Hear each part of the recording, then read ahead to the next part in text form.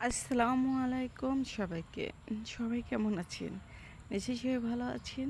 আলহামদুলিল্লাহ আমিও আপনাদের দয়ায় অনেক, অনেক ভালো আছি। আজকে একটা মজার রান্না নিয়ে আসছি। মজার রান্না হলো কি যে মুরগির পা, চামড়া আর কিলা। আমার অনেক পছন্দ এই খাবারটা, অনেক পছন্দ করি। যখন মুরগি কিনে নিয়ে আসি, তখন মুরগির সাথে এই যে চামড়া, পা থাকে সেগুলো রান্না করে খাই। মানে অনেক মজা লাগে। কিন্তু একসঙ্গে এত কখনো চামড়া-টামড়া কিনে নিয়ে আসিনি।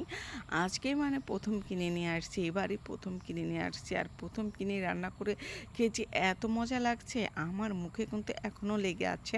আমি রান্না করে খেয়েছি ২-৩ দিন আগে। কিন্তু এখনও মনে হচ্ছে ভয়েস দিতে লাগলে যে আমার এখনও খেতে ইচ্ছা করছে। যাই হোক আমি চামড়াগুলো কিন্তু সুন্দরভাবে পরিষ্কার করে এই যে চলে আসছি রান্নাঘরে। আর এই রান্নাটায় কিন্তু সব ময়-মশলাই বেশি করে দিতে হয়।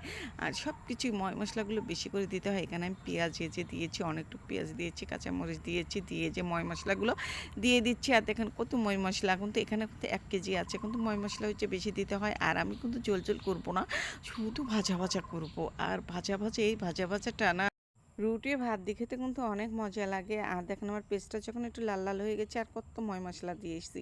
অনেকটুকু ঝাল মানে ময় মশলা দিতে হয়। আর এই মুরগিটা না ময় মশলাতেই মানে বেশি টেস্টি লাগে চামড়াগুলোতে। আর আমার এই যে ময় মশলাগুলো পুড়ে যাবে দেখে আমি একটু পানি দিয়ে দিয়েছি। আর পানি দিয়ে ভালোভাবে কষিয়ে নিয়েছি। ময় মশলা কষানোর মধ্যে তরকারি রান্নাটা কিন্তু বেশি টেস্টি হয়। আমার কাছে তো তাই মনে করি। আমি যে আমার ময় মশলা যেভাবে কষাবো, সুন্দরভাবে কষাবো, যখন ময় মশলা কষিয়ে তেলটা ছেড়ে যাবে তখন মানে সেই তরকারিটা না খেতে অনেক মজা লাগে। যাই হোক আমার ময় মশলা কিন্তু কষানো হয়ে গেছে। এখন আমি এই যে মুরগির হাড় পা চামড়াগুলো দিয়ে দিচ্ছি। আর আমি এগুলো ভাজা, ভাজা করব, ঝোল করব না। এটা কিন্তু ভাজা, ভাজা করলে কিন্তু খেতে অনেক মজা লাগে। এটা গরম ভাতের সাথে রুটি বা পরোটার সঙ্গে খেতে অনেক মজা লাগে। কিন্তু আমি আর মানে ভাত দিয়ে খাইনি, আমরা রুটির সঙ্গে খেয়েছি।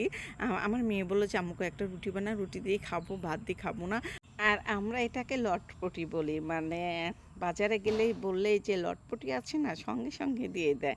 আর এই তো আমার লটপটি কিন্তু রান্না হয়ে গেছে। ভাজা, ভাজা করেছি। আমি এখানে কিন্তু পানি দেইনি। মানে যেটুকু পানি বের হয়েছে ওই পানিতেই মানে হয়ে গেছে। যে তেল বের হয়েছে, চামড়াতে তো অনেক তেল থাকে। সেই তেলেতেই আর আমি ভাজা, ভাজা করে নিয়েছি। পানি লাগেনি আমার। আর আমার রান্নাটা কিন্তু হয়ে গেছে দেখেন। একদম ভাজা, ভাজা হয়ে গেছে। তারপরে এই যে এখন নামিয়ে নেব। নামিয়ে নিয়ে রুটি বানাইছি, অনেকগুলো রুটি বানাইছি। এখন মা, মেয়ে একসঙ্গে রুটি দিয়ে খাবো। আর খেতে যে এত মজা লাগছে যে আমি ভয়েস দিতে লাগছে আমার, আবার দেখে খেতে ইচ্ছা করছে। এই লটপটি কিন্তু অনেকেই অপছন্দ করে, অনেকেই খায় না, আবার অনেকে অনেক পছন্দ করে। যেমন আমরা অনেক পছন্দ করি। এই তো আমার রান্নাটা হয়ে গেছে, এখন নামিয়ে নেব। নামিয়ে নিয়ে এই যে মা, আমি এখন খেতে বসে যাবো। এই যে বেড়ে নিয়ে যে খেতে বসে গেছি রুটি দিয়ে। সবাই ভালো থাকবেন, সুস্থ থাকবেন। আজ এ পর্যন্তই। আল্লাহ হাফেজ।